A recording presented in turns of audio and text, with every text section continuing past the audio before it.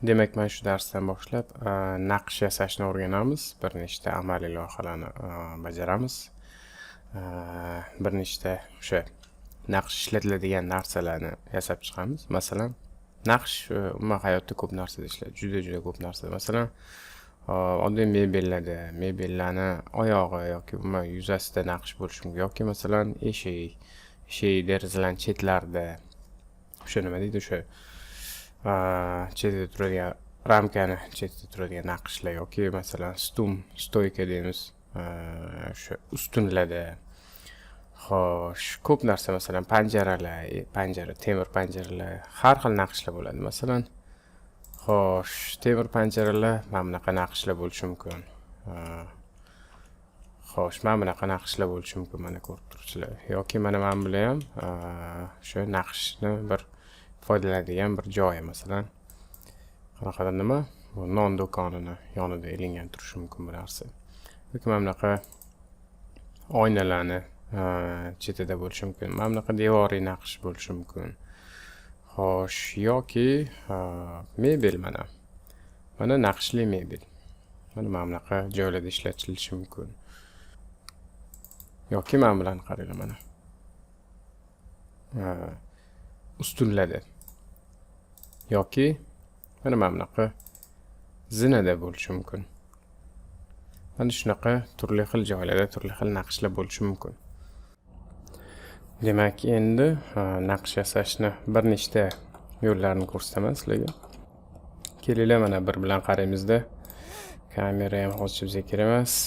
Bitta nima yasaymiz? S Shift Z. Xo'sh, GX. Nima yasaymiz? Mana bu plane'ni ushlab, X90. Mana shunaqa tura olsa hozircha. Birinchisi o'sha naqsh yasash, bu oddiy Blenderning o'zini ba'zi bir qobiliyatlaridan foydalanib, modifierlardan foydalanib yasash. Buning uchun nima qilamiz? Face ga o'tamiz. Men buni edit mode ga o'tib, hop, face selection ga o'tamiz.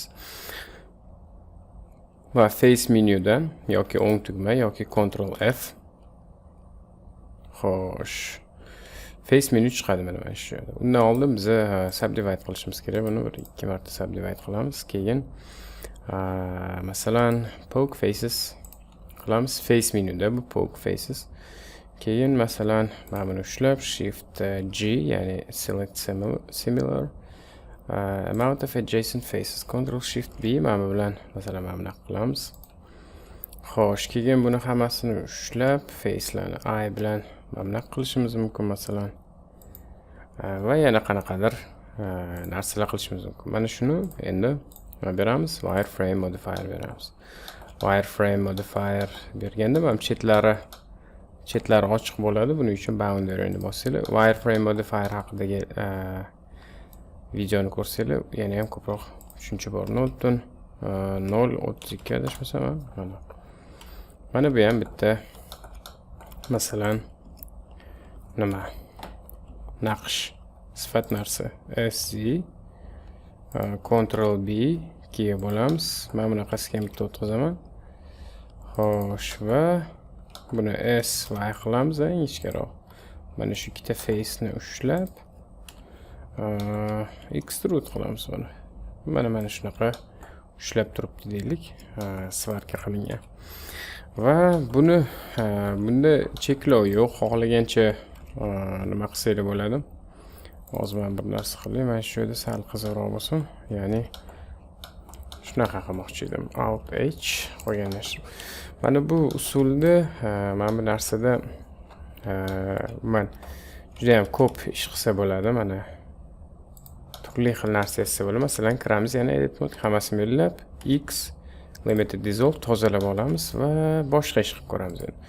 Subdivide, xo'sh, misol uchun poke faces, face ga o'tib, xo'sh, mana bularni Ctrl Shift B mana qilamiz.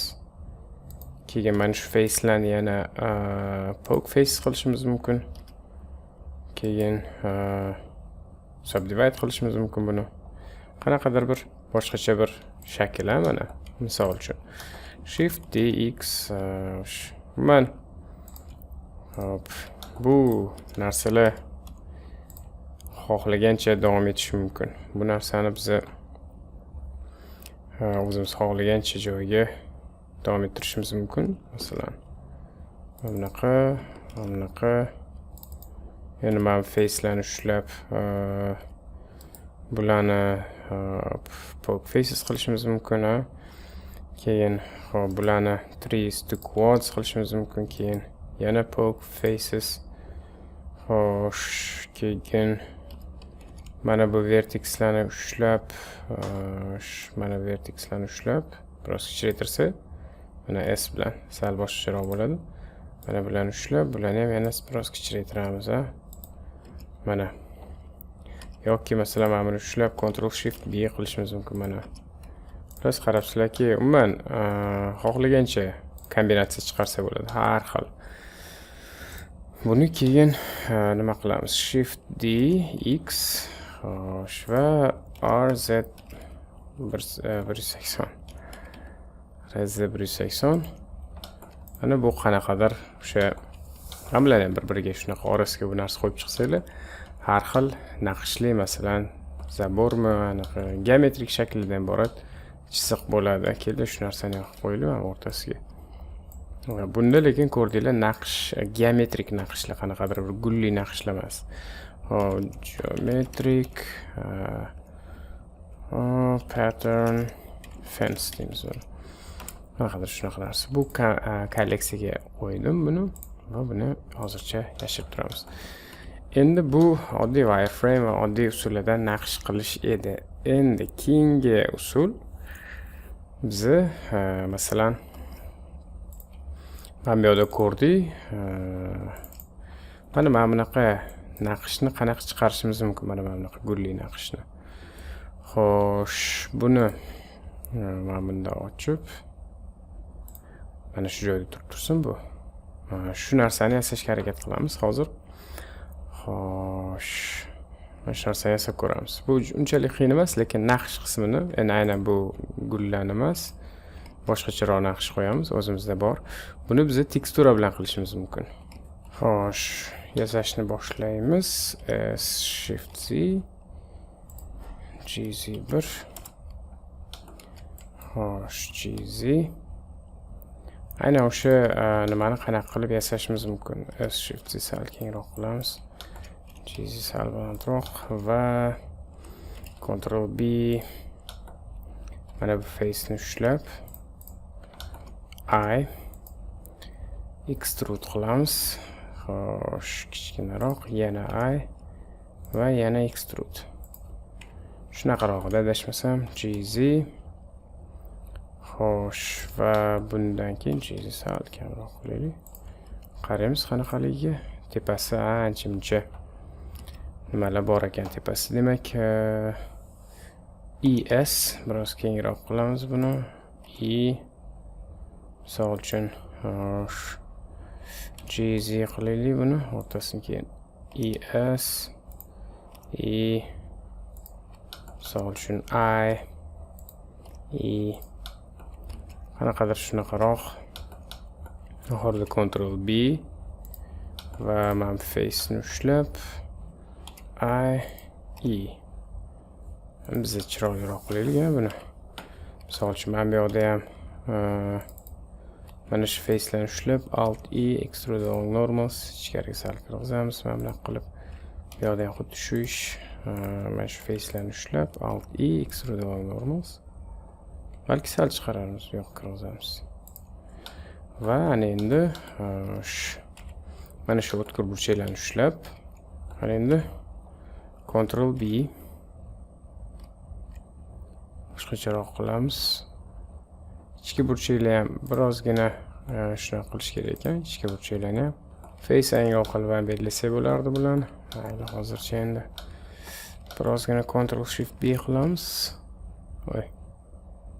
Ctrl B nimaga men Ctrl Shift B qildim. Vertexlarni nima qildik? O'sha endi bu yerda protsent emas, oddiy offset yordamida mana qancha bo'ladi? Bir-biriga borib tegish shart emas. Mana shunaqa Mana buni ham sal shunaqaroq qilib qo'yamiz. Ctrl B. Mana. Ana endi o'rtasiga keyin mana buni sal yaqinlashtirib ham qo'ysak bo'lar ekan. Ha, mayli, shart emas. Ana endi mana buni o'rtasiga qanaqa qilib biza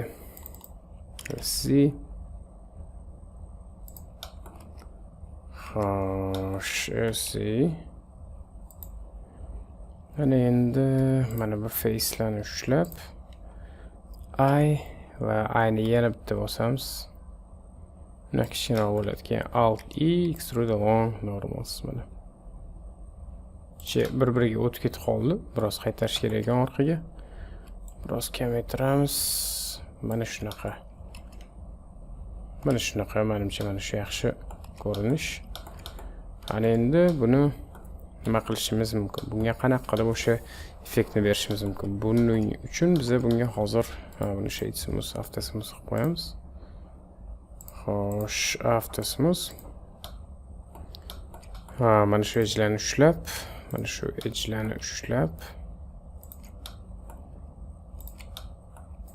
va bularni bemalol biza Ctrl B bilan biroz bo'lsak bo'ladi. Ctrl B. Xo'sh. Menimcha mana shu yaxshi. Salgina 0.004 qilsak, menimcha kengroq qilsa yaxshi bo'lardi uni. Agar mana bunaqa shadingda muammolar bo'lsa, bunga weighted normals berishimiz mumkin. Keep sharp. Menimcha mana shu anchagina yaxshi ko'rinish. Men bilan ham, lekin nima qilsa yaxshi bo'lardi? Va ana endi Ctrl B. Birozgina UV unwrap qilish kerak. Tekstura berish uchun, gul berish uchun mana bu yerga. Buni qanaqa qilib UV unwrap qilamiz? Buni biz avtomatik UV unwrap qilishimiz kerak yoki shunchaki bunga material beramiz. Xo'sh. Ya'ni hop wooden handrail balki stair handrail deyishimiz ham mumkin. Xo'sh, endi bunga tekstura beramiz.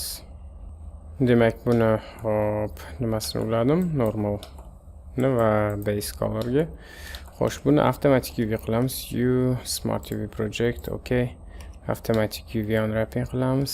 Xo'sh, va buni birozgina UV editing kirib o'zgartirishimiz kerak. Ya'ni birozgina kattaroq qilsak, menimcha yaxshiroq bo'lardi buni. Mana qilib mana. Yana ham kattaroq. Xo'sh. Mana shunaqaroq qilsak menimcha yaxshi. Anchagina shading kiramiz. Hop. Ana endi buni ichiga mana bu o'rtasiga alohida material berishimiz kerak. Alohida material. Xo'p, buni qanaqa qilib qilishimiz mumkin? Buni plus new assign. Xo'sh. Buni qaraydigan bo'lsak, bunga ham o'sha tekstura. Xo'sh, shift A, texture, image texture. Xo'sh, mana shu American walnut ulaymiz. Keyingisini ham, xo'sh, image texture, normal variantini ulaymiz. Shift A, vector, normal map. Colorga, normal esa normalga, mana non color. Xo'sh, ana endi bunga yana bitta mana normal emas, boshqa normalni ulashimiz kerak bo'ladi. Xo'sh. Ctrl T. Buni biroz kichikroq qilamiz. Mana bu yoqdan naryoqdan o'zgartirib o'tirmaymiz. Bunaqa. Xo'sh, ana endi mana buni boshqa bitta normal bilan mix qilsak ham bo'ladi. Xo'sh, Bizga endi buni UV editingga kirib, buni qayerda ekanligini ko'rishimiz kerak. Xo'sh, ana endi bizga naqsh kerak bo'ladi. Qanaqa tekstura bilan biz naqsh qilishimiz mumkin? Xo'sh, bizga mana bunaqa naqsh asqotishi mumkin, foyda berishi mumkin mana bunaqa naqsh mana. Mana shu naqshni xo'p UV ga tashlaymiz va bularni mana buni R90 qilib buramiz. Xo'sh, ana endi mana bu mana bunaqa burilib qoldi. SX